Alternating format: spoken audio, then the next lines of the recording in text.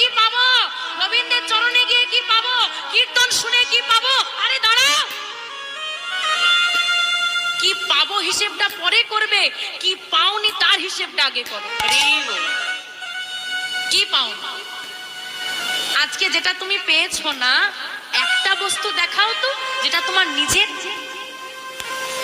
সবই তো তার থেকে পেয়েছি, এরপরেও চাওয়ার বাসনা, পাওয়ার বাসনা জাগে আমাদের মনে, তারপরেও তাকে বলি হে গোবিন্দ দাও।